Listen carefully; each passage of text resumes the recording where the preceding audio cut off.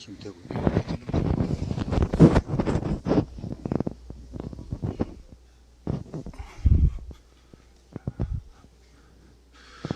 그 11시에 스님들이 오실 거거든요. 그러니까 11시까지 여러분들은 명상을 하도록 할게요. 참선을. 좀 추워도 여기 법당에 오기가 어려워요. 매년마다 오는 게 아니에요, 여기도. 그러니까 올 수 없는 곳이니까 여러분들 저 문을 닫아요. 추워. 바람 들어오니까 문을 닫아요.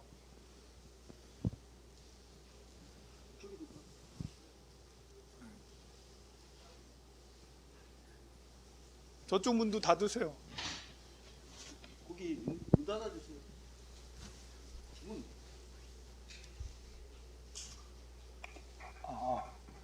들리나요? 들리나요? 네, 들려요. 네. 요 봉암사에 대해서 잠깐 설명을 좀 할게요. 봉암사는 성철 스님이 여기 아까 차 안에서 많이 설명을 했죠. 성철 스님이 여기에서 1947년에 봉암사 결사를 하게 돼요. 잘 들리나요? 잘 안 들리면 귀를 기울이세요. 여기서 크게 할 수는 없어요.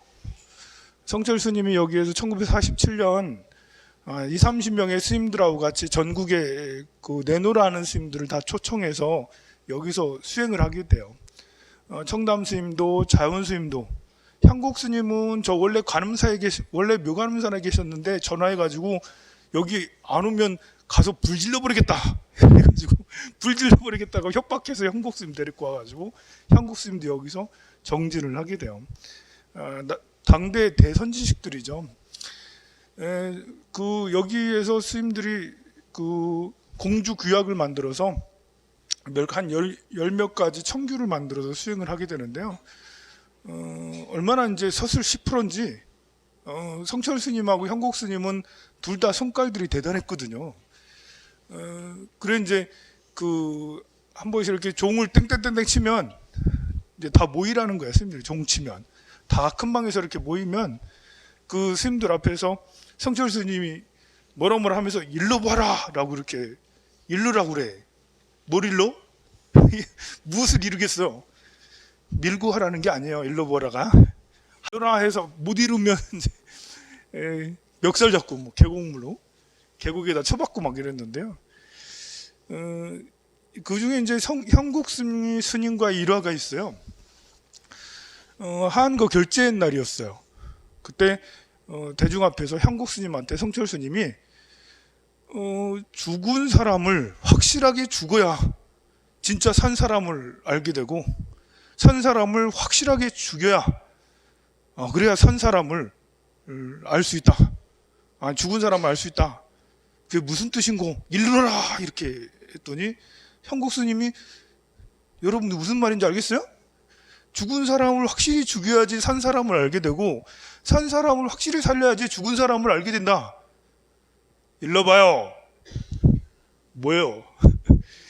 그래가지고 향곡 스님이 깜짝 놀래가지고 무슨 말을 대답을 못한 거예요. 자기가 대답을 못했으니 분심이 막 이러는 거 너무 창피한 거야 이제. 그래서 스님이 그때부터 분심이 일어나서 도저히 참을 수 없다 해서 열심히 수행을 하게 됐어요. 21일 동안 용맹정진을 하게 됐어요. 이 암자에 백련암에 올라가가지고 잠 안 자고 그때 여름이라서 비도 많이 왔어. 비 맞아가면서 걸어가면서 이게 뭘까 하면서 21일 지나더니 탑을 막 돌고 있다가 자기 어깨를 탁 보고 그때 이제 깨달음을 얻으셨대요. 그날도 깨달음을 얻으신 날이 보름날이었는데 포사를 하러 신도들하고 비구니 스님들하고 다 여기 모여 있는데 스님이 이제 암자에 있다가 톡톡톡톡 이제 향곡 스님이 키가 엄청 커요. 덩치가 산만하고 장사로 유명해. 그래서 한 덩치가 막 내려오더니 성철 스님은 마침 이제 누구랑 개가고 대화하고 있었는데 성철아 나와라 이래가지고 나오게 해가지고 멱살을 잡고 이제 나오게 해서 막 이렇게 서로 두 분이서 법담을 하더니 비 맞으면서 맨발에 문수야 보현이야 이러면서 이제 네가 문수네? 네가 보현이네? 이러면서 서로 어깨동무하면서 춤을 추고 막 그랬대요.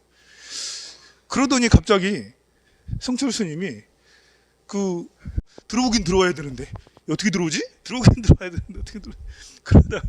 그러다가 이제 성철 스님이 문을 잠갔던 문을 살짝 열어놨어요.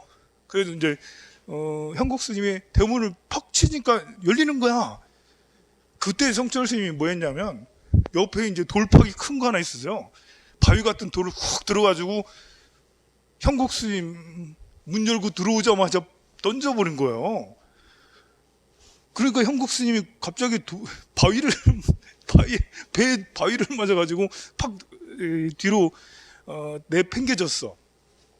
그러면 그걸 보고 있는 대중들은 가슴이 조마조마한 거예요. 좀 스님들이 좀 이상하게 지금 하고 있는데다가 돌팍으로 막 이렇게 문을 닫고 있는 거 뭐 돌팍으로 막 하니까 다들 저 아슬아슬하니 막 그렇게 이상하잖아. 근데 한국 스님이 딱 일어서더니 하하하하 막 웃으면서 되게 기뻐하면서 같이 또 두 분이서 어깨동무를 하면서 한 바퀴 돌면서 굉장히 이렇게 또 흥겹게 노시고 그러셨다 하더라고요. 그렇게 이제 현국 스님과 성철 스님이 다른 대중 스님들하고 여기에서 이제 수행을 하고 그랬었어요. 그때가 이제 바로 외색불교로 이제 스님들은 거의 대부분 대처 스님이었고 수행의 풍토라는 게 참 난감했어요. 봉암사 살기 전에 문경 이제 대승사 가까운데 대승사에서도 이제 여러 스님들이 모여서 지금 말한 이제 향곡 스님, 뭐 청담 스님, 자운 스님 이런 스님들이 대승사에서 있다가 또 일로 오셨거든요. 거기서도 늘 토론을 했어요. 우리 한국 불교는 어떻게 해야 되나? 해인사에다 가야총림을 만들면 총림을 어떻게 운영을 해야 되나? 이런 논의들을 막 이렇게 하고 그랬었던 차였거든요. 요 가사도 성철 스님이 만드신 거예요. 성철 스님이 우리나라에 만들어 놓은 게 많아. 이 가사도 본래 이제 옛날 가사는 빨간색 가사거든요. 지금 가사는 이렇게 괴색. 이게 어떻게 만들어냈냐면 청황적백 흑색을 모아가지고 다 섞으면 이색이 된대. 그걸 보고 괴색이라고 그래요. 그래 이제 옛날에 빨간 가사, 실크 가사 이런 것들은 스님들 어떻게 실크 가사를 입어? 절대 그래서는 안 된다. 해서 실크 가사를 벗어버리고 다 괴색 가사를 만들어. 이거 사실 물들여야 되잖아. 지금이야 공장에서 나오지만. 그래가지고 대승사에서 열심히 하는데 아니 하다 안 돼가지고 옆에 이제 비구니 스님한테 가가지고 대승사 가면 윤피람이 옆에 있거든요. 성철 스님 몰래 가가지고 이것 좀 염색을 해달라고. 그러니까 이제 비구니 스님들이 또 착하시잖아. 염색을 해주셨거든요. 그걸 가지고 나중에 성철 스님한테 들켰어. 그래서 성철 스님이 노발대바람이 이 밥값이 중놈들아 이러면서 이제 고함을 치더니 나가버렸어. 절에서 떠나버렸어요. 그거 말 안 듣고. 사실 성철 스님이 제일 중요하게 여겼던 게 내 것은 내가 스스로 모든 것을 해결해야 된다라는 그런 가치관이었어요. 남한테 얻어쓰는 거 하지 않는다. 신도들이 시주하는 것도 순수한 마음으로 시주하기보다는 소원을 비는 마음으로 시주하고, 당시에 또 외색불교다 보니까 그런 게 마음에 안 들었던 거예요. 그래서 모든 걸 일을 부작일을 불식하면서 그 옷도 그렇고 먹는 것도 그렇고 모두 다 이제 자급자족으로 하려고 그랬었는데, 그 옷감도 그래 좀 얼룩덜룩하면 어때? 그 왜 비구니 스님한테 맡기냐 해가지고 나가신 거죠. 물론 이제 다시 설득을 해서 모시긴 했지만, 여기에서는 그렇게 이제 그런 기풍이 있었던 곳이 바로 봉암사예요. 성철 스님은 산청 단성에서 태어났거든요.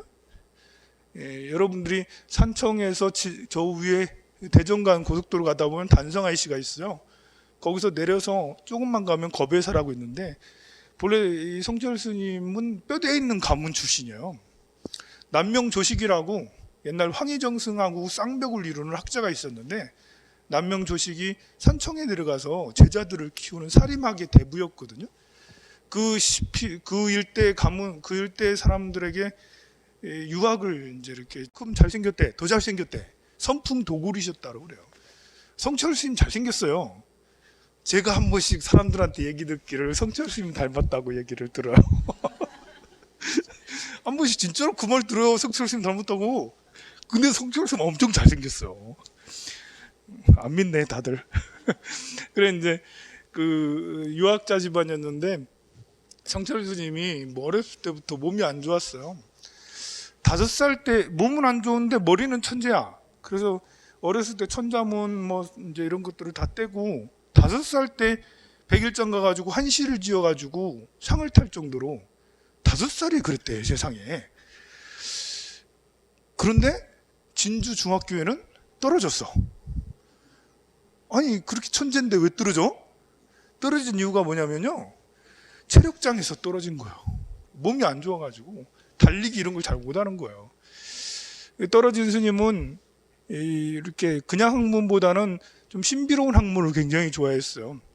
그래서 세상의 철학들을 다 읽고 또 문학들을 다 읽고 의학 서적들도 다 읽고 그러다가 증도가라는 불서를 만나게 됐어요. 증도가. 세상에 이런 그 시가 있다니. 증도가 정말 멋있거든요. 여러분들과 나중에 함께 공부했으면 좋겠어요. 그게 마음에 들어서 이제 절에도 한번 가볼까 해서 대원사에 가가지고, 지리산 대원사요, 지금 비구니 스님들 계시는 대원사에 가서 며칠씩 공부하다가 오고 그러다가 나중에는 대원사에서 한칠 그냥 살아. 처음에 대원사에는 이제 옛날에는 대처승이 살았거든요. 한 100명 정도 대중이 살았는데 뭐 대처승 그렇잖아. 대처승님 분들한테 미안하지만 그래 이제 절집에서 이제 이렇게 그 살림을 사는 게 좀 그렇잖아요. 그렇지만 마침 이제 대원사에 젊은 스님이 부임해가지고 성철 스님이 사는 것을 보고, 대원사 이 탑전이라고 해서 선방에 있거든요. 거기서 하는 것을 보고는 야, 저 젊은 수행자가 아직 머리는 안 깎았어요. 아, 젊은 처사가 참 대단하다 해서 해인사로 편지를 보내. 해인사에 당시에 고경 스님도 있고 최범술 스님도 있고 이제 김범린 스님도 있고 굉장한 기라성 같은 스님들이 많이 있었거든요. 여기 좀 범상치 않은 청년이 있는데 해인사에 가서 공부하면 좋겠다. 그래가지고 이제 해인사의 최범술 스님이 직접 이제 대원사까지 왔어. 그 사이에 소문이 난 거야. 이런 청년이 있는데 좀 남다르다 해가지고 최범술 스님이 정말 대화를 해보고 너는 정말 해인사가 딱 인연인 것 같다. 가자 했더니, 그래서 이제 해인사로 성철 스님이 오게 돼요. 해인사에 당시에 고경 스님이라는 굉장히 훌륭한 대강백이 살았거든요. 그 스님께서 밤새 이 젊은 청년하고 얘기해 보니까 얘는 바로 선방에 가도 되겠다 해서 해인사에 퇴설당이라고 있어요. 선방이. 이 선방 이름이 퇴설당이에요. 태자는 물러날 테고 쌓일 테예요. 눈 쌓이는 집이라는 거야. 이름이 참 좋지 않아요? 퇴설당. 해봐요. 퇴설당. 좀 시적이지 않아요? 정말 시적인 곳이에요. 거기에는 인연이 있어요. 옛날 달마대사가 소림굴에서 면벽하고 있을 때 해가 스님이 와가지고 팔을 잘라요. 해도 안 돌아보니까 눈 계속 맞고 무릎 꿇고 있는데, 계속 눈 쌓이면서 무릎 꿇고 있는데 달마 스님이 돌아보질 않아. 그래 손에 칼 있던 걸 해가지고 팔을 잘라. 그때서야 이제 돌아봤는데요. 그때 눈이 이만큼 쌓여 있다. 바로 퇴설이 그런 의미예요. 눈이 그렇게 많이 쌓여 있다. 눈이 그냥 쌓여 있냐? 이 해가 스님이 법을 받았던 이것을 그대로 얘기하는 거거든요. 그곳이 해인사 장경각의 바로 옆에 가면 있어요. 터가 엄청 좋아요. 아무나 못 살아. 스님들만 살아요 거기에 수행을. 그런데 이 젊은 총각이 처사가 와가지고 다른 스님들은 다 열심히 정진하는데 혼자만 거사야. 그 스님들이 술렁술렁하면서 지금까지 이런 일이 없었다, 전무후무하다, 이런 속인 여기서 우리가 무슨 같이 공부하냐라고 하면서 불평불만을 했지만 고경 스님은 계속 하게 했어요. 근데 며칠 지나니까 이제 다 아는 거야. 이제 하루만 앉아봐도 딱 느낌이 나거든요. 하루만 앉아도 느낌이 난다니까. 1시간만 앉아도 그 느낌이 난다니까. 이렇게 앉아있으면 안 된다니까. 딱 폼 잡고 이렇게 하늘이 무너질 것 같은 태산 같은 그런 기상으로 앉아있어야지. 힘을 그래 해가지고 이렇게 좀 졸기전처럼 이러면 안 돼요. 정신 차리고 차리고. 그래서 행사에 그때 이제 백련암에 계시던 동산 스님이 내려왔는데요. 동산 스님과 대화하고는 그때 그 전까지만 해도 불교에 대해서는 부정적이었어요. 뭐 일제 시대 불교가 그렇지. 이 젊은 정말 서리빨 날리는 그런 총각이 불교에 당시 좋게 받겠습니까? 그런데 동산 스님 보니까 다른 거예요. 동산 스님은 서울 의전 출신이거든요. 의학 전문대, 의학 전문대 출신이거든요. 배운 게 있죠. 그리고 자비로우셨어요. 그리고 무엇보다 목소리가 좋으셨대. 그리고 복이 많으셔가지고 동산 스님이 이제 설법을 하면 아무리 가난한 절이라도 한번 법회를 열면 3년을 먹고 산대. 그 정도로 이렇게 덕이 높으신 분인데 이렇게 이야기를 서로 하고는 이분은 정말 따를 만한 분이다 해서 동산 스님을 따라서 출가를 하게 돼요. 그래 행사 백련암에 출가한 거야 결국은. 나중에 열반하실 때도 백련암에서 열반하시고, 그러니까 행사에 대한 인연이 굉장히 크시죠. 그래 하시다가 이제 뭐 지금 이야기가 다 할 수는 없고요. 그냥 재밌는 이야기만 몇 개 해줄게요. 얼마나 스님이 독특하셨는지. 한 번은 한국 스님하고 영천 은혜사 운부함에 이렇게 거기서 만났거든요. 한국 스님하고는 1936년이나 37년 이 정도 될 거예요. 그때 운부함에서 만났는데 만나서 이제 서로 둘 다 덩치가 엄청 커. 성철 스님 한 180 되거든요. 막 옛날 분인데 키가 엄청 커. 한국 스님은 더 커.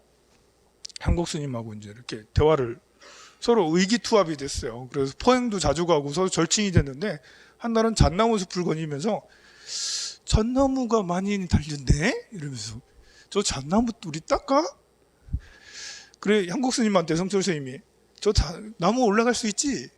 아이 그럼 에이 덩치가 산만해가지고 올라가겠나? 에이 나를 무시하고 있네? 올라가 볼까? 아이 그래 한번 가봐. 그래가지고 막 올라가려고 하고 있는데 아니 그 송진 묻으니까 옷 벗고 올라가지. 그럴까? 해서 옷 벗고 슉 올라갔어. 그때 성철 스님 밑에 있으면서 갑자기 고함을 치는 거예요. 아가씨 나타났다 이러면서 아가씨들 나타났다 하고 그래 하니까 이제 한국 스님이 참 난감하잖아. 그래 그 얘기를 나중에 몇 번이고 곱씹으면서 말씀하셨대. 얼마나 장난기가 거기서 끝날 거지. 사람들 만날 때마다 내가 그랬다라면서 그래 하셨던 분이고요. 또 이렇게 이렇게 은사 스님이 은사 스님이 용성 스님이에요. 용성 스님이 이렇게 용성 스님은 사람들한테 공손하게 항상 돼 있거든요. 동산 스님도 되게 점잖으시고 용성 스님은 사람들한테 항상 선생이라고 그랬대. 스님한테도 선생, 제가자한테도 선생. 그러더니 성철 젊은 청년 스님을 보더니 야 너야말로 이렇게 다니면서 스님이랄 만한 스님이 잘 없었는데 너야말로 스님이라 불릴만 하다 하면서 성철수자 이렇게 불렀대. 성철수자 이렇게 되게 아껴 하셨던 거죠. 성철 스님은 나중에 철수자로 유명해요. 또 개각쟁이로도 유명하고. 그래 이제 너무 이렇게 아끼고 용성 스님이 참 좋아해서 용성 스님 범호사 계시다가 원래 서울에 포교당 하셨거든요. 서울로 가시면서 데리고 가려고 야 가자 이렇게 해서 스님이 따라갔어. 부산역까지만. 부산역에서 용성 스님이 기차를 막 타는데요. 탈 듯 하던 성철 스님이 도망가 버렸어. 그래서 절대 서울 안 간다 이러면서 나는 공부하려고 왔지. 그러면서 그 길로 통도사 가가지고 통도사 백련암 선방에 가가지고 수행하셨다라고 그래요. 그리고 또 이제 또 재밌는 일화가 있는데 그 성철 스님이 그 동화사도 살았거든요. 나중에 동화사에서 깨달음을 얻는다고 그래요. 동화사 살고 있을 때 동화사 요사체에 불이 났어요. 불이 활활 타고 있는데도 선방에는 다 나와가지고 저 불 어쩌고 있는데 혼자서 이제 장자부라 딱 성철스님 장자부라 한 걸로 유명하다. 한 줌도 안 주무셨거든요. 장자부라고 딱 있고 남들은 다 불 때문에 지금 난리가 났는데 그래 이제 몇 시간이고 계속 이제 장자부라고 있다가 불이 다 꺼졌어요. 꺼졌을 때 이렇게 나오시더니 부직개를 이렇게 들고 나오셔가지고 그 이렇게 다 탄 거에서 이제 숯을 골라가지고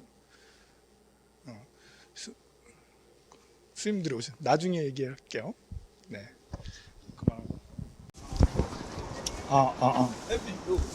여기 또 어디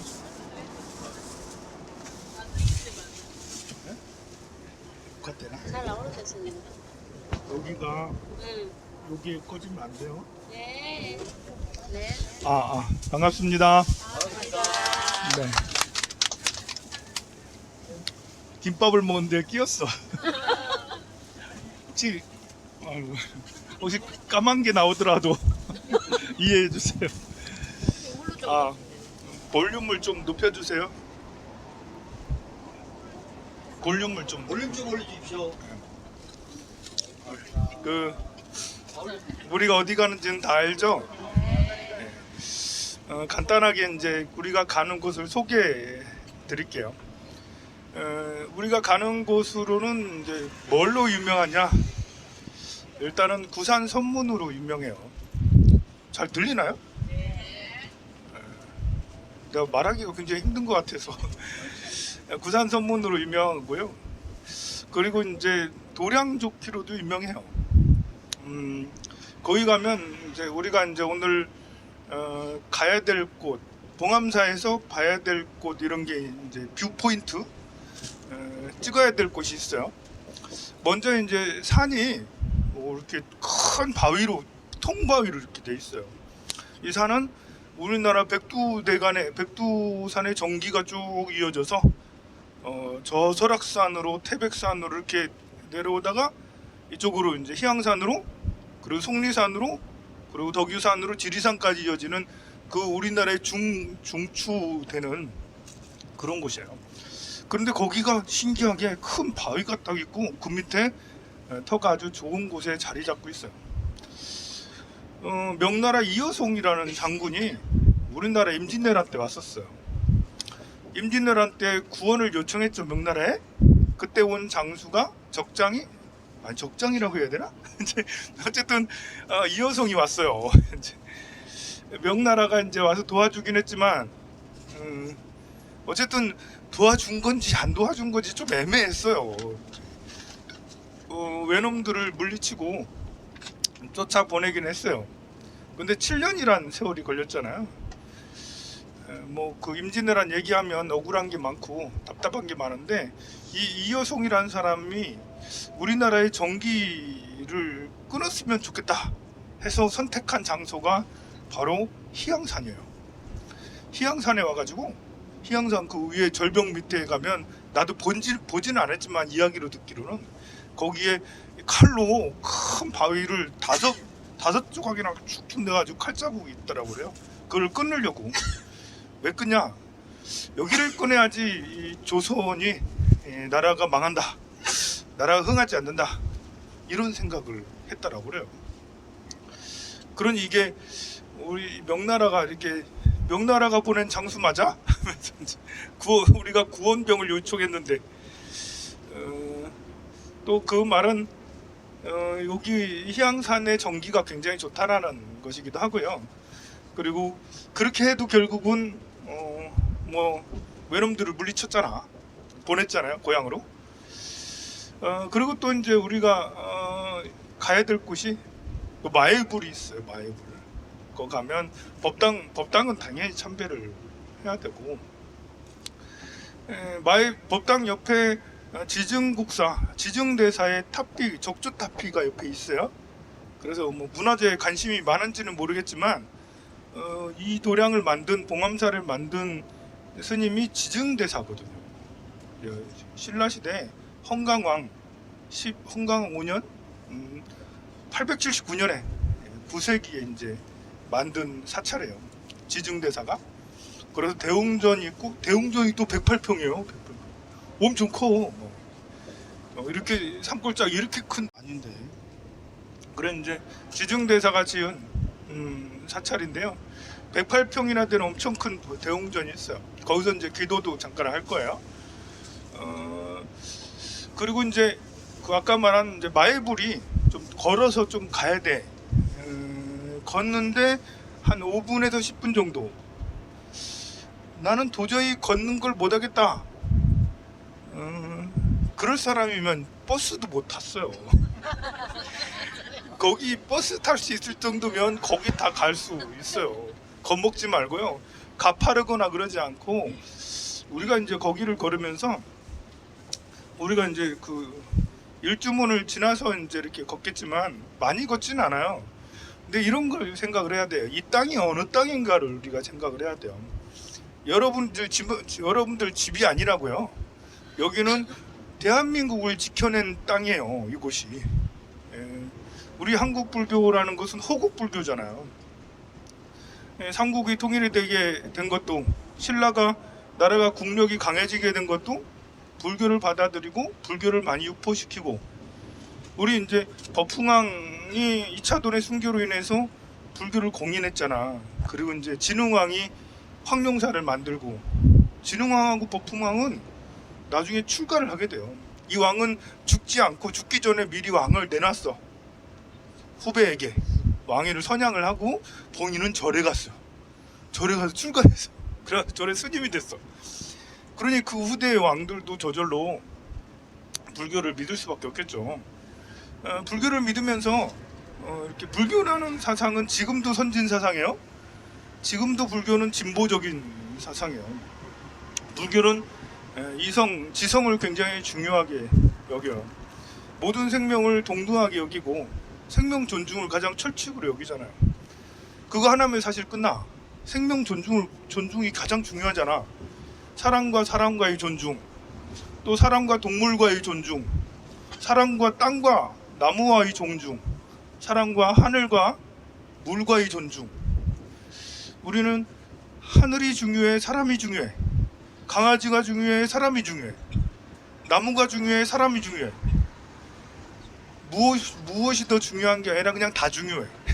사람만큼 나무도 중요하고 강아지도 중요하고 고양이도 중요해. 저 물도 중요해. 이것이 생명 존중의 사상이잖아요.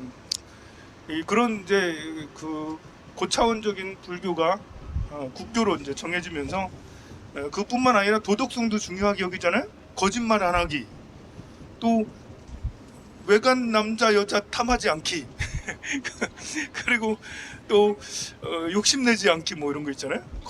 또 이렇게 훔치지 않기, 뭐 이렇게 남에게 좋은 걸 많이 선물하기, 남 밥 잘 사주기, 뭐 이런 것처럼 이제 좋은 것들을 많이 하는 게 떨어진다. 내가 보살님을 구해줬어요.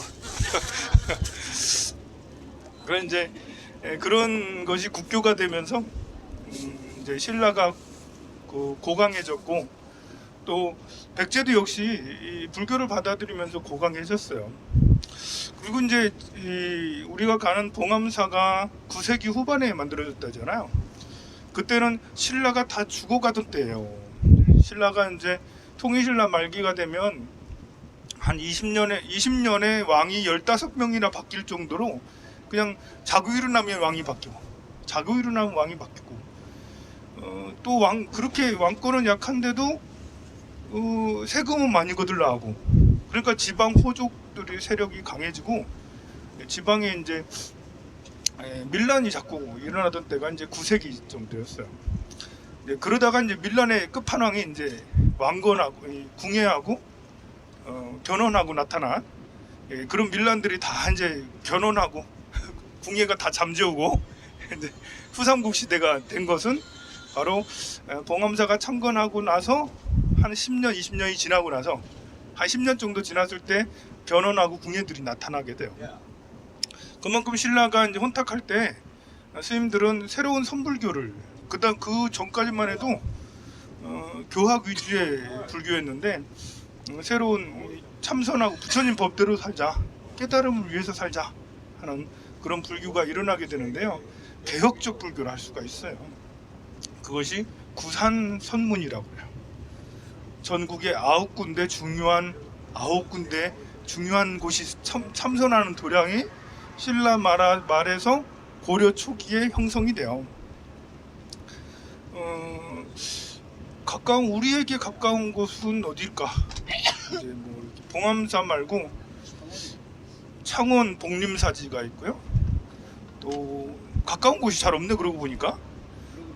저 강원도 강릉에 굴산사지가 있고 또 그리고 성주 저 충청도에 성주 하여간 9군데 9군데 지리산 실상사하고 뭐 이렇게 있는데 그 중에 남아 있는 게 실상사나 이제 희양산이 이렇게 남아 있는데 선방으로는 거의 유일하죠. 그리고 그 이후에 고려 태조 왕건하고도 관계가 있어요. 왕건이 스승으로 모시는 스님이 여럿 있는데요. 그 중에 정진대사라고 있어요. 왕건은 이제 이렇게 그 대대로 해상 송악 지역에 개경 지역, 개성 지역에 목이 굉장히 아픈데 볼륨을 더 올려주면 안 돼요?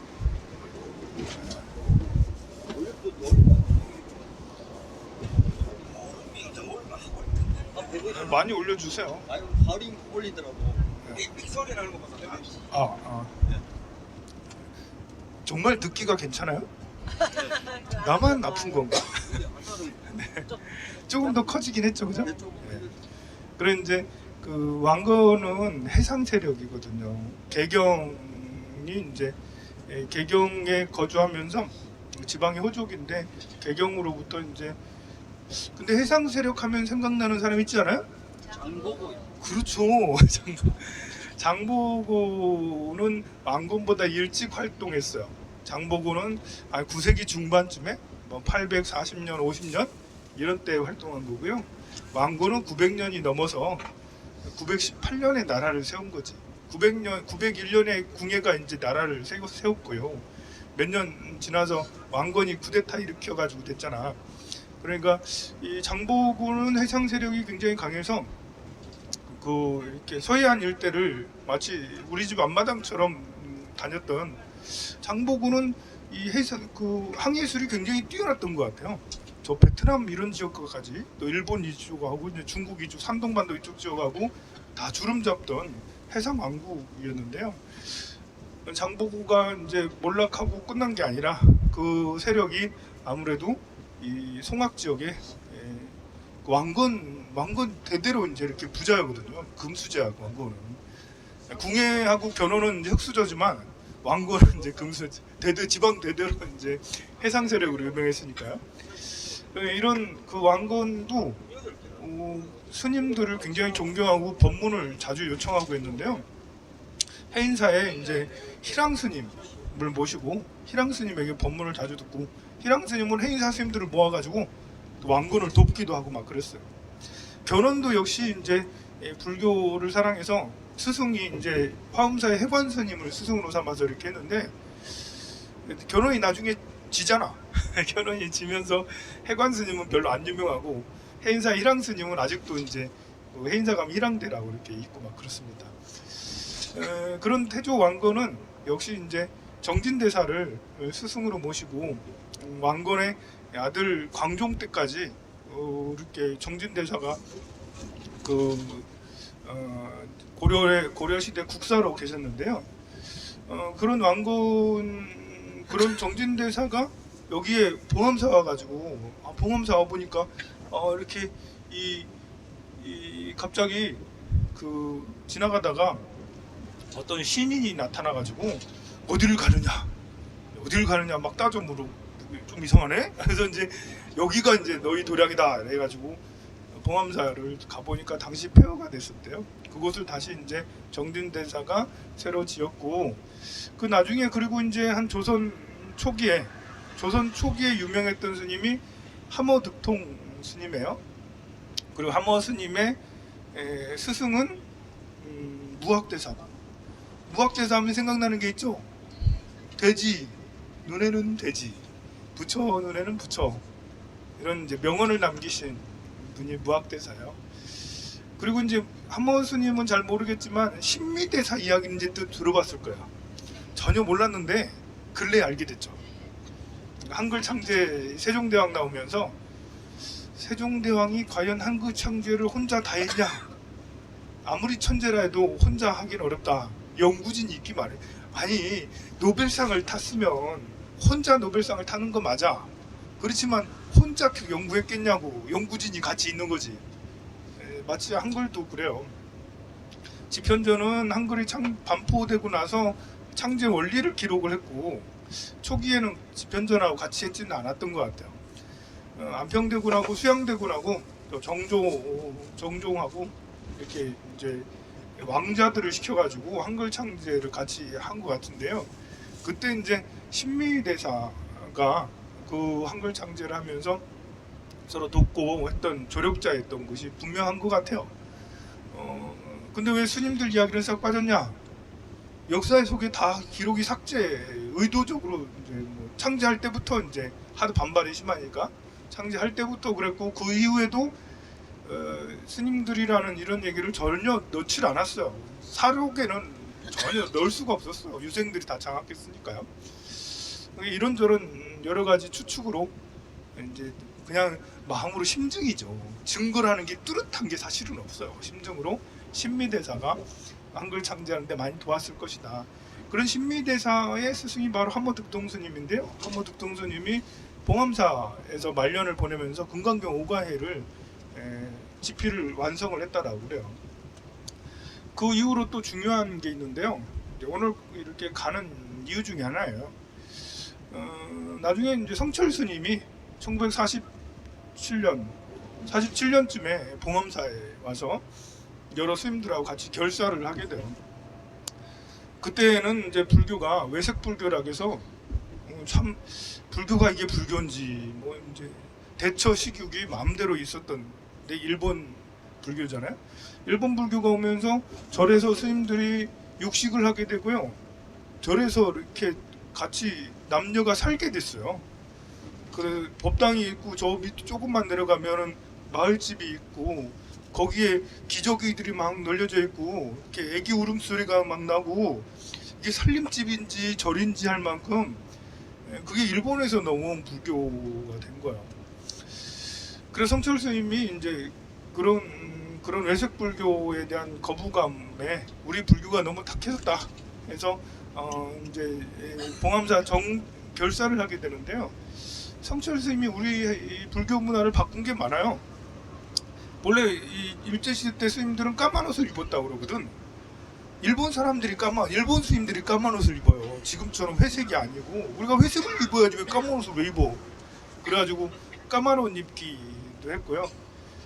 그리고 가사도 빨간 가사 입었거든 옛날에. 실크 가사. 비단 가사가 웬 말이냐?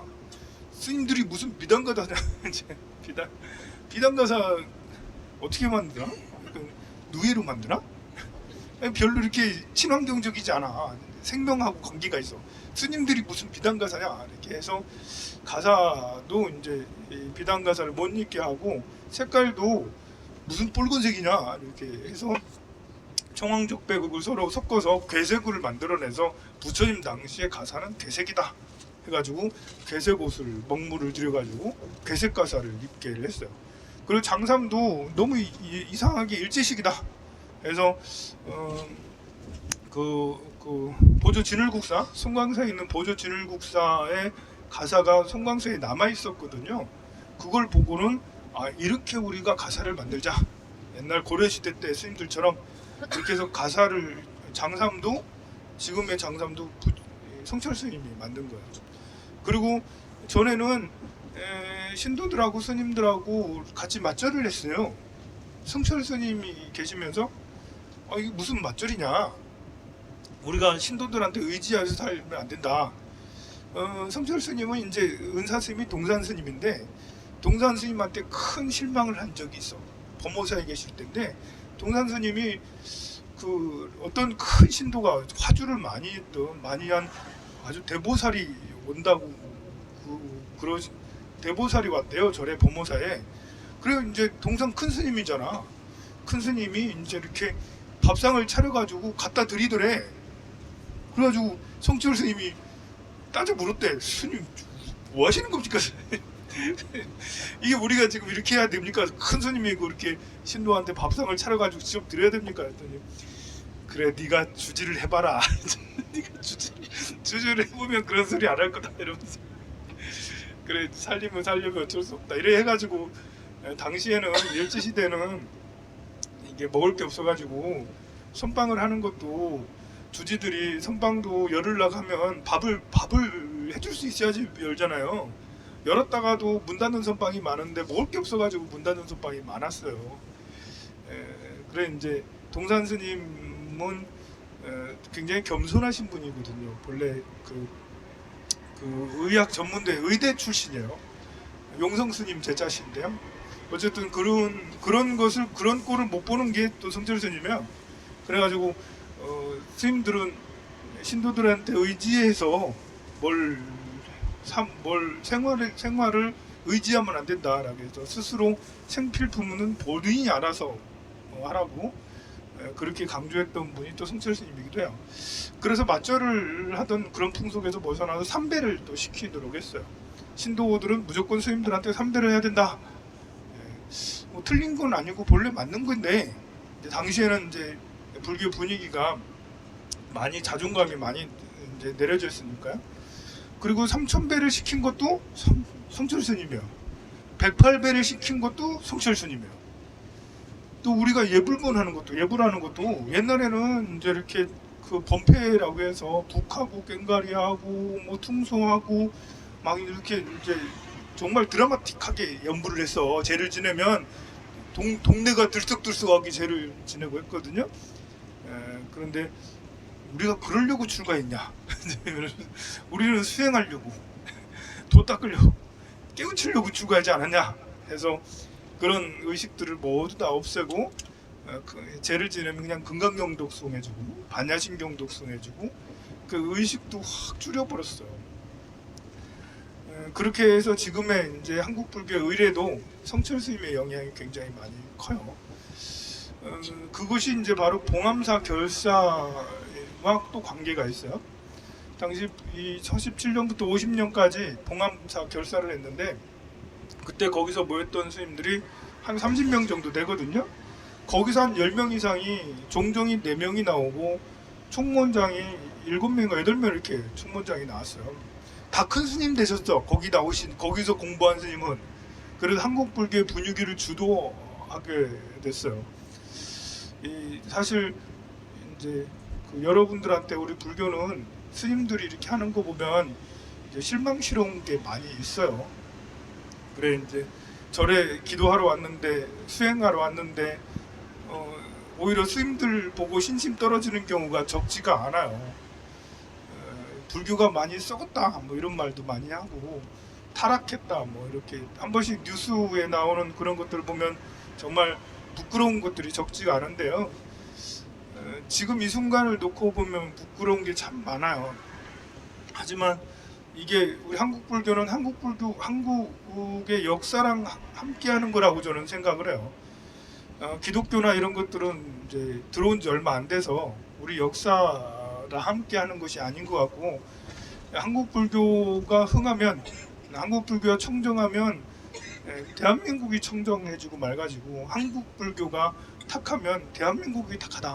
이렇게 조계사에서 조계종의 스님들이 정치 활동을 하는데 국회하고 똑같아요. 국회하고 이제 국회가 엉터리면 이제 우리 조계사도 엉터리, 이제 조계사가 엉터리면 국회도 엉터리 뭐 이렇게. 한국 불교는 500년 동안에 박해하고 일제 외색 불교를 통해 정말 많이 병들어 있었는데 그 병든 분위기를 그나마 이제 성철 스님이 새로운 분위기로 진작을 시켜서 그나마 이만큼 오지 않았나 싶습니다. 오늘 가려는 이유는 바로 그런 거예요. 우리가 이제 공부하는 스님들 수행하는 이런 뒷바라지도 중요하지만 우리한테도 중요해야 되잖아. 우리가 공부하는 스님들 이렇게 대중공에 올리는 이유가 뭐겠어요? 그래서 나도 수행해야지. 그래도 나도 정신 차려야지. 열심히 수행 정진하는 스님들에게 내가 이렇게 공양 올리는 것은 나도 역시 발버리심에서 나도 나 자신의 부패를 척결하고 올바른 마음으로도 가고자 이제 이렇게 하는 거잖아요. 봉암사는 바로 그런 정신이 깃든 곳이에요. 구산 선문도 그렇고 봉암사 결사도 그렇고, 그리고 1982년도에 여기 봉암사를 그 종립선언으로 지정을 했어요. 우리 스님들이 왜 여기를 독립선언으로 지정했냐면, 불교 절의 한국의 사찰들이 관광지냐 수행터냐, 관광지냐 수행터냐. 제가 이제 91년도에 출가했는데요. 저는 우리 집에서 절을 믿지 않았어요. 절에 다니지 않았어요. 그래 이제 수행을 하고 싶어서 돌을 닦고 싶어서 절에 돌을 닦고 싶어서 이렇게 그 고민하고 있었는데 절이 그런 곳이래. 나는 그때까지 나는 그 19살 때 절이라면 생각하는 게 합천 뭐 해인사나 뭐 이런 데잖아. 보면 생각나는 절이 불국사. 절은 해인사하고 불국사 이런 데는 그런 데서 수행을 한다고? 그 수행도 아니 그 관광지 아니야? 라고 이제 저는 절이 관광지인 줄 알았지 수행하는 곳인지 몰랐어요. 누가 그러더라고. 그걸 암자에 가면 수행을 열심히 한다고. 그래서 간 데가 수도암이에요. 그래가지고 암자에 가면 수행을 열심히 한다길래 그래서 수도암 갔거든요. 그래서 우리 도량이라는 게 수행 도량이 돼야 되는데 관광 도량이 돼서 봉암사 스님들이 당시에 있던 스님들이 야, 여기만은 수행 도량으로 만들자 해서 외부 출입을 금했어요. 사실 거기 외부 출입 금하기가 어려웠던 곳이에요. 왜냐면 지금은 여기 문경 가은이 정말 시골이고 정말 낙후됐거든요. 근데 70년대 80년대에는 안 그랬어요. 거기 탄광이 있었어요. 탄광. 70년대 탄광 있는 데가 제일 잘 나갔지. 옛날 태백 잘 나갔잖아. 탄광이 있었으니까. 거기 가을에 탄광이 있었어요. 그래서 이제 거기 많은 사람들이 여름만 되면 그 계곡에 와서 막 놀러 다니고 막 봉암사 계곡 되게 좋거든요. 계곡이 유명했거든요. 그런데 그 험한 때 도량을 막고 이렇게 들어오지 못하게 그렇게 스님들이 거의 뭐 생사를 걸고 싸웠어. 주민들하고. 주민들은 또 밥줄이기도 하잖아. 여름 되면 거기서 그 물건도 팔고 먹을 것도 팔고 뭐 술도 팔고 고기도 팔고 막 이래야 되잖아. 그런데 스님들이 그 주민들하고 싸워가지고 뭐 설득도 하고 어떻게 해서 이제 나중에 평화적으로 잘 이제 막고 지금은 독립선언도 그래요. 이게 이제 그 우리 스님들도 용돈이 생길 때가 있거든요. 공부하는 스님들도 이렇게 선방에 다니면 이렇게 도량마다 통도사나 뭐 불국사나 해인사나 이렇게 가면 해지하는 날 용돈을 줘요. 용돈을. 그래 용돈을 왜 주냐? 이제 한 석 달 동안 이렇게 대중공양 온 것을 쭉 모아. 대중공양 올 때 먹을 것만 갖고 오지 않거든요. 이렇게 공양금에서 돈도 갖고 오거든. 그래서 그걸 한 철 동안 쭉 모아요. 그리고 이제 그 전날에 다 계산해가지고 똑같이 동등하게 나눠요. 범납이 많고 적고에 관계없이 그냥 똑같이 나눠요. 그러면 이제 통도사나 해인사는 좀 많아. 특히 통도사는 더 많아. 금액을 얘기하면 다 놀랄걸. 금액을 얘기하면 놀라요. 그 정도로 많이 줘요. 그런데 이제 봉암사는 안 그래. 봉암사는 독립선언이고 스님들도 많이 살고 거기는 더 많이 들어온다고 해서 더 많이 주지 않아요.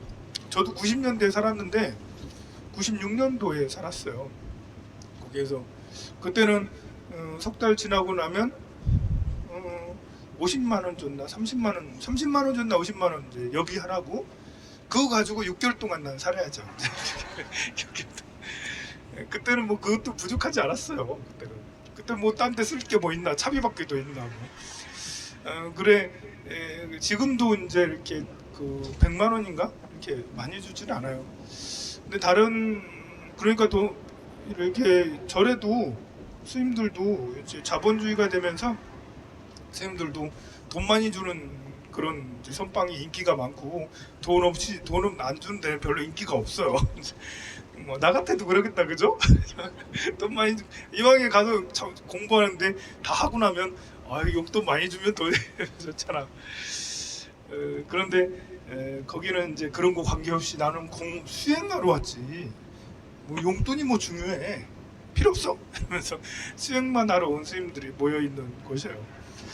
그래서 아직까지 그 정신이 남아 있는 그런 유일한 건 아니지만 그런 도량이 봉암사이기도 합니다. 속세의 이런 바쁜 그런 세월에서 비켜간 오로지 정막만 흐르는 그런 도량인데요.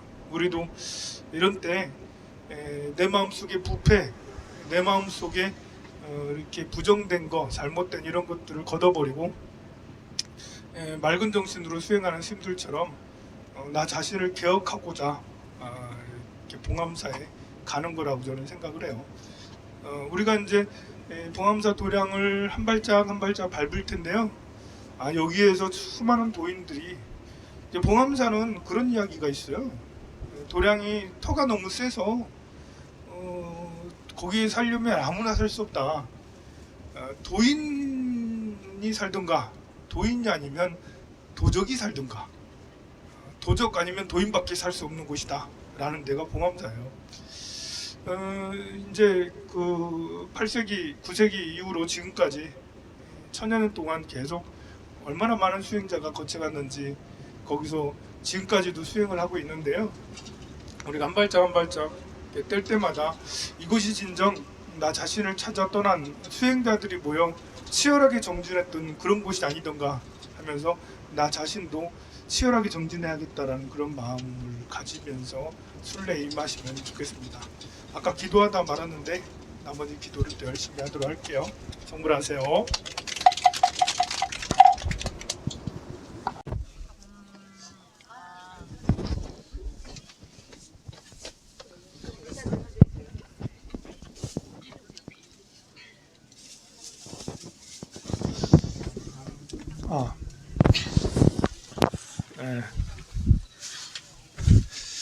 우리가 이제 오늘 가는 여러 가지 이유가 있지만 성철 스님의 정신을 다시 한번 새겨보고 그 정신대로 우리가 살아가자라는 그런 의미도 있어요.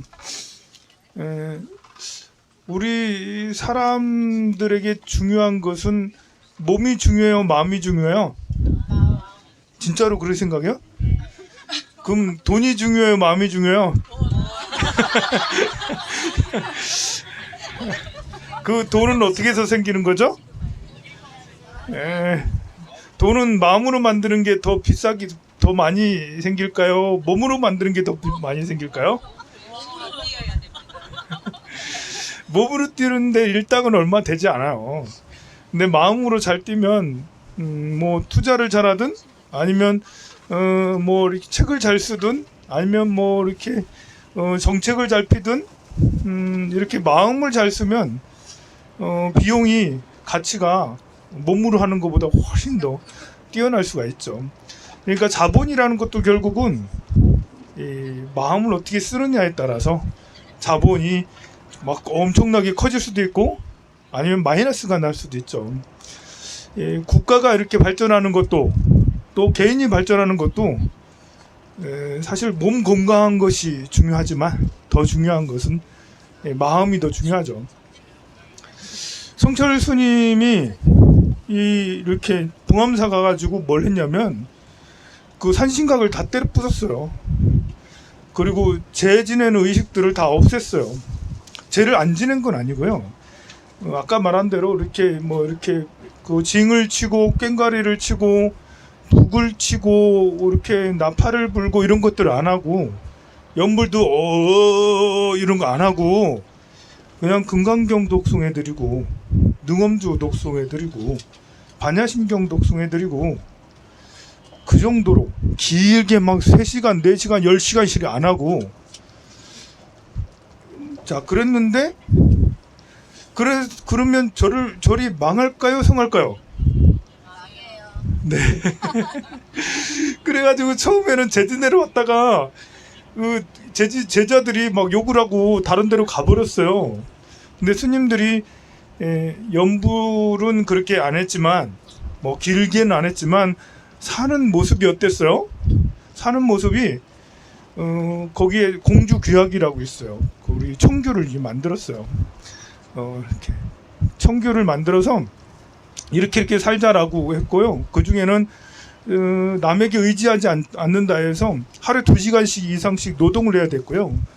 이렇게 옛날에 나무를 뗐으니까 지게로 나무찜을 3짐씩 지어야 됐고요. 그리고 무건을 해야 됐고요. 그리고 늘 장삼을 수하고 다녔어야 돼요. 밖에 나가면 삿갓을 쓰고 다녔고요. 이렇게 이제 그 거의 눕지 않고 계속 장자부라를 하고 수행을 했어요. 그야말로 이제 진짜 수행자가 된 거예요. 그럼 어떻게 됐겠어요? 그러면 힘들죠, 그죠? 그런데 처음에는 떠났던 무슨 죄도 이렇게 안 지내 이런 사람들이 나중에는 소문이 나서 봉암사에다 죄를 지내면 저절로 조상들이 다 천도된다 소문이 나가지고 너도 나도 없이 봉암사에서 49제 지내려고 그렇게 죄가 밀려 들어왔대요. 아니 안 지낸다는데 안 지낸다는데 왜 자꾸 죄를 밀고 왔고요. 또 원래 스님들이 이제 이렇게 그 탁발을 나가잖아요. 탁발 나가면 주기도 하고 안 주기도 하고 적게 주기도 하고 많이 주기도 하고 그러는데 봉암사 스님들은 당시에 표가 났거든. 삿갓 쓰고 다녔지 뭐 주장자 육환장 들고 다녔어.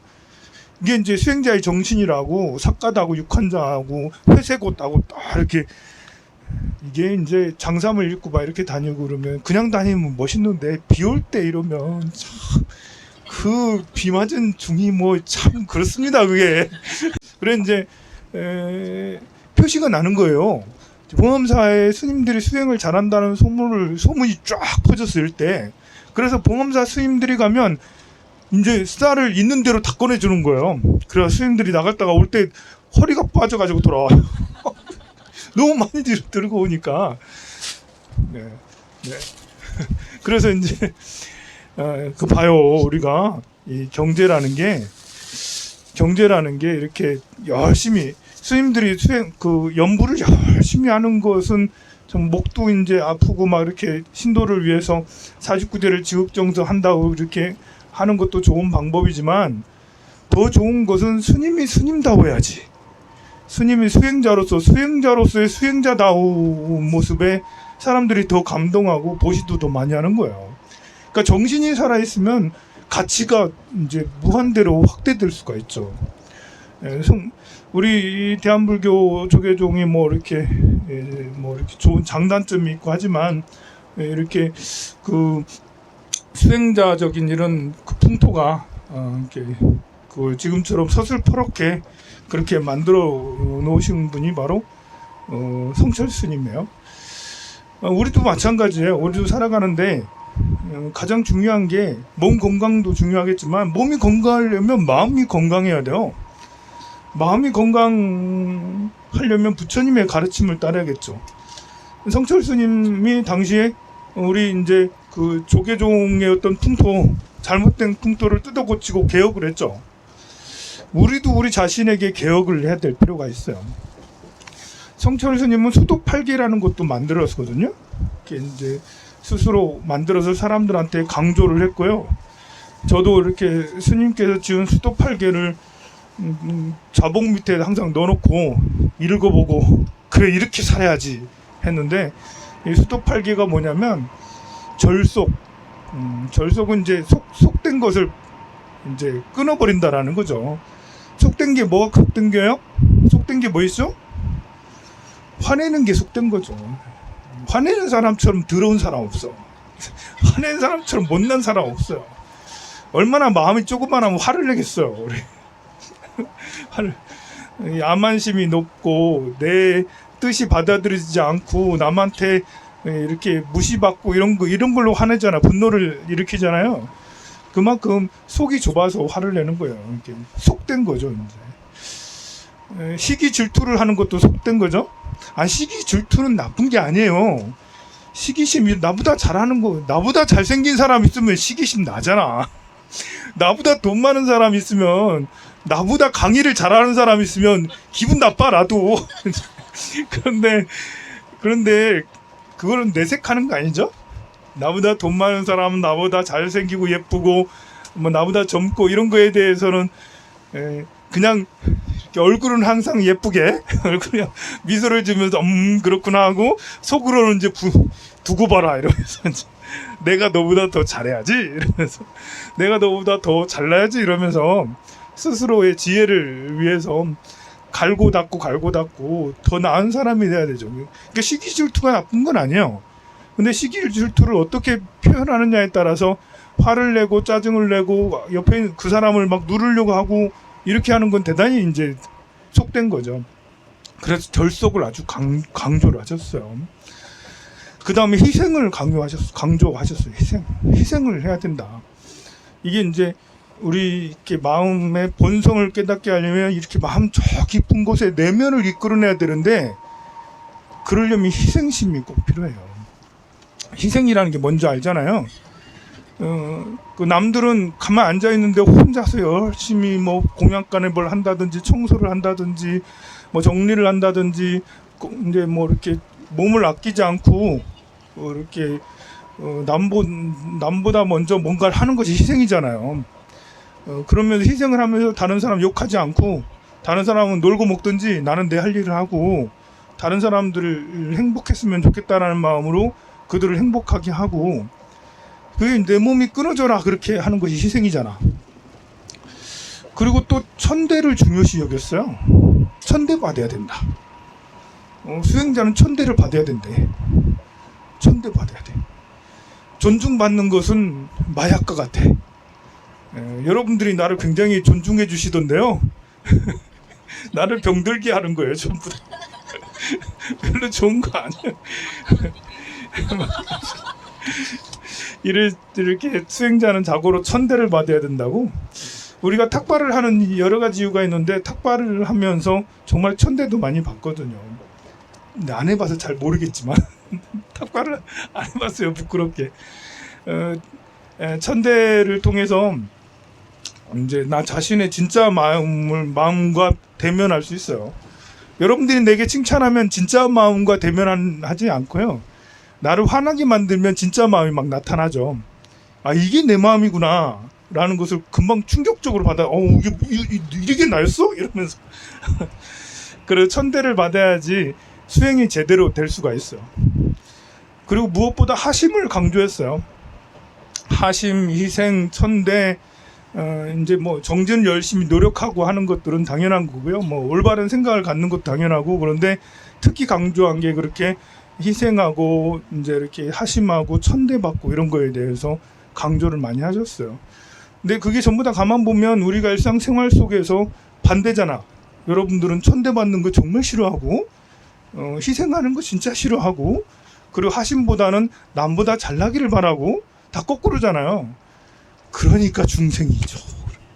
그래서 이제 이런 기회를 통해서 그걸 바꿔야 된다는 거죠. 그 생각을 바꿔야 돼. 우리가 그것이 옳고 좋은 거라고 생각하며 살아왔어. 근데 알고 보니까 그렇게 되는 것이 모두 다 내 마음을 좀먹게 하고 병들게 만드는 거였구나. 그래 이제 거울 보면서 스스로 자기 자신을 들여다보세요. 그러면 내가 이렇게 이런 더러운 벌레였어? 라고 이렇게 보일 수가 있어요.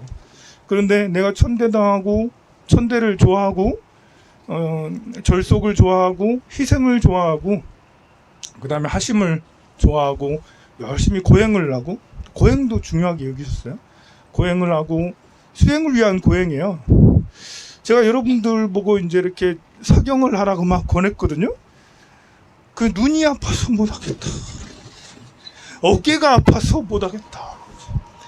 그럼 이제 제가 착해서 미안해가지고 내가 시키긴 시켰는데 눈 아프고 어깨 아프, 내 말을 못해요. 그 하라고 더. 그래가지고 미안해가지고 그러는데 그게 아니라고요. 눈이 뿌아지든 뽑아지든 어깨가 무너지든 하는 거죠. 그게 이제 고행이잖아요. 절도 예전에는 내가 이제 우리 절에서 만배를 했던 때가 있어요. 한 2, 3년 동안 이제 그 만배를 한 달 20일 동안 해서 이제 2번인가 3번을 했는데, 그때가 참 그리울 때가 많아요. 하루에 500배씩 20일 하면 만배거든요.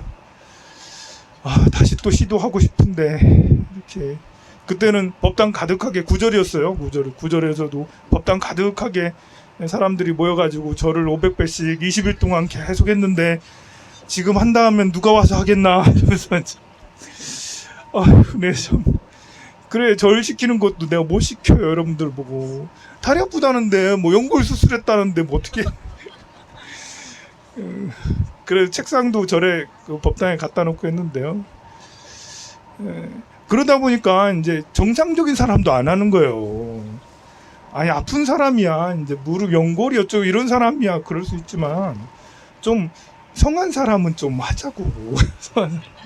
그래 그런 고행 정도는 좀 해야 되지 않겠어요? 그 108배 뭐라고 300배 500배 뭐라고 300배 하고 나면 몸이 가뿐하고 엄청 건강이 엄청 좋아요. 그런데 나도 잘 안 해. 좀 고행하고 절속하고 희생하고 정진 열심히 하고 이런 것들은 정말 필요한 것 같습니다. 그것이 나 자신의 부패를 척결하는 그런 것이 아닌가. 그래서 오늘 성철 스님의 뭐 일화를 하루 종일 얘기를 해드릴 거예요. 뭐 이런저런 얘기들을. 그러면 이 스님께서 한국 불교의 이런 퇴폐적인 이런 풍속들을 벗어준 것이 지금 나 자신의 마음의 퇴폐적인 이런 것들을 이렇게 개혁하는데 꼭 필요한 분이구나 라고 생각하시기 바랍니다. 내 마음의 퇴폐적인 것을 개혁하면 어떻게 된다? 돈 들어온다. 가치가 확 높아져요. 사람이 가치가 높아지면 저절로 따라오는 것이 이제 부와 명예가 따라오게 돼요. 성철 스님이 뭐 돈 많고자 그렇게 했겠어요? 근데 부처님 법대로 살고자 하니까 너도 나도 존경하고 지금까지도 이렇게 제일 존경하는 스님이고 또 그 제자들도 그 덕에 잘 먹고 살고 그렇게 하고 있잖아요. 부처님도 마찬가지잖아요. 부처님 같이 부자가 어디 있어요 세상에. 우리 대한불교 조계종의 땅들은 모두 다 누구 땅이에요? 부처님 땅. 부동산이 얼마나 많은지. 우리 황룡산 아직 등록을 못했는데 얼마나 내가 부처님을 존경하면 수십억이나 되는 이런 것들을 어떻게든지 부처님 앞으로 등기를 해놔야지 이러면서 하고 있잖아 지금. 그런 거 보면 부와 명예를 두 개 다 거머쥐고도 그러면서도 이렇게 전혀 이렇게 이상하지 않은 부와 명예를 거머쥔 사람 보면 시기 질투심 나잖아. 좀 이상한 사람 많잖아. 근데 부처님은 부처님의 정신, 부처님의 수행 이런 것이 가치를 만든 거죠. 이제 부처님의 가치, 불교의 가치를 만든 거예요. 여러분들도 그러길 바라요. 여러분들도 스스로 나 자신의 가치를 높여야 돼. 나 자신의 가치가 덜티하지 말고 아주 고급지게 만들어야 되는데 고급지게 만드는 건 성철 스님이 아주 해주시는 그런 것으로 나 자신을 개혁을 해야 되지 않겠나 생각이 듭니다. 그런 마음을 가지고 이따가 봉암사 도량을 걸을 텐데요. 그 도량에도 한 발짝 한 발자국 걸을 때마다 이곳에서 수천 년 동안 수행해왔던 그 고승들을 생각하면서 나 자신도 그와 닮아가리라. 출가하자라는 건 아니지만 그 정신을 받들어서 정말 부처님의 불살생, 불투도, 불사음, 불망어 이런 정신들을 여러분들이 꼭 가슴에 담길 바랍니다. 성불하세요. 였어요. 아도화상이 인도 사람인데 신라에 와가지고 여기 당시 신라가 불교를 믿지 않았어요. 신라가 불교를 믿게 된 거는 2차 돈이 순교하면서 불교를 믿게 됐거든요. 그게 527년이에요. 자, 우리 고구려는 소수리망 327년에 그러니까 4세기죠. 아주 오래전이에요. 327년에 불교가 들어왔고요. 백제는 384년 백제의 침류왕 그래 하여간 침류왕인지 뭐 그래 이제 그 왕께서 계실 때 384년에 불교가 이제 들어왔는데 신라만 유독 527년에 불교가 공인이 됐어요. 들어온 거하고 공인된 거는 좀 달라요. 그 전에 불교가 신라가 들어왔다라는 게 여기에 있는 이 도리사예요. 이제 400 몇 년에 창건이 됐는데요. 아도화상이 아직 불국토가 아닌 신라에 오니까 있을 만한 곳이 없더라. 그래서 요 밑에 모래의 집이라고 어디 있었는가 봐요. 거기에 계시면서 있었는데 당시에 신라의 공주가 성국공주라는 공주가 몹시 아팠대. 그래서 모래가 이제 국왕한테 가서 우리 집에 영웅한 스님이 있는데 한번 뵙게 해드릴게요. 해서 왕께 가가지고 그 아도화상이 7일 동안 향을 사르면서 열심히 기도를 했더니 신기하게 그 공주가 병에서 낫더래. 야, 그러면은 이제 그러면은 이제 왕이 신라 아도화상에게 상을 내려야 되잖아요. 근데 이상하게 공을 세웠는데 팽당했어요. 이렇게 시기 질투하는 그런 세력들이 많아가지고 다시 숨어 들어왔어. 그래서 모래의 집에 함께 있다가 숨어서 정진하고 있는데 스님께서 이렇게 한겨울인데 백꽃이 물가로 막 이렇게 오는 거예요. 그래서 물가를 따라서 쭉 올라왔더니 오약꽃이라고 그래요. 오약꽃이 백꽃이라네? 오약꽃이 쭉 있는 곳을 따라오니까 여기더래. 그랬더니 여기에 백꽃이 만발하더래요. 한겨울에. 오, 신기하다 싶어서 내가 여기서 정진해야겠구나 해서 아도화상이 여기서 정진했고 모래라는 장자가 이 절을 시주하고 그렇게 해서 신라불교 최초의 절이 여기래요. 저기 봉암사에서도 말했다시피 여기는 이렇게 일제시대 때 여기에 선방이 있었거든요. 요 뒤에 극락전 뒤에 건물 하나 있죠. 오래된 건물. 어지간하면 저 건물도 새로 불사한다고 다 없애고 그냥 그렇게 해체시켰을 텐데 안 없애고 있잖아요. 요 절이 보면 엄청 크죠, 절이. 예전에는 저런 건물 없었어요. 요 극락전하고 저 뒤에 태조선언만 있었거든요. 새로 불사를 엄청나게 크게 하셔가지고 나도 처음 와보는 절인가 할 정도로 이 절이 내가 예전에 나 분명히 저 태조선언에 앉아가지고 사진 찍은 게 있는데 어떻게 된 거지? 그런데 뭐 이렇게 불사를 많이 했어요. 근데 태조선언을 놔둔 거는 저 뒤에 태조선언이 일제시대 때부터 선방이었어요. 여기는 지금 우리가 차 타고 여기 팔분흥선까지 올라왔어요. 저 뒤에가 태조산 꼭대기인데 거의 뭐 다 올라온 거야.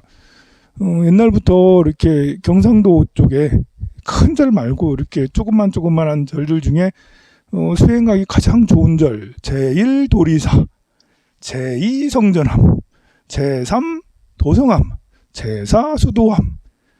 전국에서 말고요. 저 전라도 가면 또 제1 뭐 태고, 제2 그 운문, 제3 이런 게 있어요. 거기 전라도는 전라도대로. 근데 경상도 이 지역에서는 제일 도리라 이렇게 할 정도로 도리사가 수행하기 좋은 곳이다. 그래서 저 뒤에 태조 선원에서 스님들이 안거를 하셨고 선방을 하셨고 성철 스님도 여기서 나셨어요. 30년대 중반 후반 이때쯤에 여기에서 사셨거든요. 얘기했잖아요. 주지 스님이 어렵게 선방을 열었는데 한 차례 보더니 띵 골치 아파 먹을 게 없어 그래가지고 다 보내고 성철 스님만 모시고 살았는데 성철 스님도 마땅치 않아서 그래 다른 데로 옮기려던 차에 도우 스님이라는 스님이 묘향산에서 10원을 그때 당시 10원은 컸는가 봐요. 10원을 본인이 열심히 돈 모아가지고 스님한테 붙여가지고 스님이 저 문경 대승사로 여기서 가까운 문경 대승사로 가서 스님들하고 이렇게 결사를 거기서 시작을 했다고. 봉암사 결사가 있기 전에 문경 대승사 결사가 있었어요. 거기서 1차로 이렇게 스님들 모여서 하고 난 다음에 이렇게 봉암사로 갔는데요. 문경 대승사 있을 때 아까도 얘기했네. 가만 보니까 괴색 가사 얘기했죠. 또 얘기하면 안 돼 지금. 그래 이제 그래서 여기 저 선방이 성철 스님께서 수행하셨던 선방이에요. 여기에 1977년에 뒤에 가면 이쪽 뒤에네 극락전 뒤에 탑이 하나 있죠. 저기 탑 이름이 세존사리탑이에요. 저 사리탑을 해체 보수 공사를 했는데 거기서 글쎄 사리암이 출토가 됐대요. 1977년에 딱 열어보니까 저거는 이제 조선 중기에 만든 탑인데 안에 있는 사리함은 8세기 쪽 사리함이래. 그 8세기면 1200년 된 거잖아. 1300년 된 거잖아. 1300년 전에 탑 금동 사리함, 육각 사리함이 나와가지고 그게 국보 210호나 됐어요. 국보 210호로 지정됐고 그 안에 부처님 사리가 모셔져 있더래. 그 사리가 전설에 의하면 아도화상이 인도에서 갖고 온 사리다 해서 창건하면서 여기에 모셨던 사리가 저기에 모셔져서 그 사리가 발견됨으로 인해서 뭐 국보도 국보는 지금 이제 김천 직지사에 모셔져 있고요. 사리는 저 뒤에 우리가 저기를 가냐 마냐 이제 여기 올라가는 것도 나는 죽도록 올라갔다 그런 사람 있죠. 1,800 시켜놓고 여기까지 또 데리고 간다고. 성철 스님이 고행했는데 내가 여기 와서 고행할 것이야 그런 분이 있었는데 저 뒤에 이제 계단 조금만 올라가면 그 사리를 저기에다 이렇게 모셨어요. 그래서 여기도 정멸보궁인 겁니다. 자, 우리가 이곳 정멸보궁을 참배를 하고 또 성철 스님께서 여기에서 정진하셨다는 생각을 하니까 또 이렇게 해가 지는 뉘엿뉘엿하는 이 풍경 너무 이렇게 고즈넉하지 않아요? 저 그리고 연기 나는 거 봐. 왠지 한 30년 전, 40년 전으로 소환된 것 같아, 우리가. 저 연기 냄새 있잖아. 우리 시골에서 우리도 불 떼고 살았는데. 그래서 그런 분위기, 저런 분위기에서 우리가 삼기를 먼저 하고 부처님께 귀의합니다. 찬물가를 하도록 할게요. 우리가 이 극락전이 가장 오래되고 태조선에 저 뒤도 있고 하니까 극락전 보고 참기가 있겠습니다. 거룩한 부처. 자, 요 앞에 다시 돌아서서 요 앞에 탑이 있죠. 요 탑은 화엄탑이라고 그래요. 아무래도 이 도량에서 제일 오래된 건 이 탑인 것 같아요. 뭐 금동사리 하면 8세기라는데 우리 눈에는 없고 우리 눈에 보이기에는 이 탑이 가장 오래된 이 도량을 도리사를 지켜온 그런 탑인 것 같습니다. 이 화엄탑이라고 그냥 옛날부터 내려오던 전탑 형식의 탑이에요. 전탑이라는 건 이렇게 벽돌로 지은 것처럼 한 것을 전탑이라고 그래요. 자, 그러면 마지막으로 사홍서원과 산회가를 하면서 오늘의 이제 법회가 저는 굉장히 만족해요. 오늘 봉암사에서도 마음껏 기도하고 참 이렇게 고즈넉한 공간에서 여러분들과 둥글게 서가지고 참불가도 하고 이제 정근도 하고 그리고 이런 화엄탑처럼 멋진 굉장히 멋있지 않아요? 멋진 탑에서 사홍서원을 할 수 있다는 게 굉장히 영광입니다. 합장하시고 중생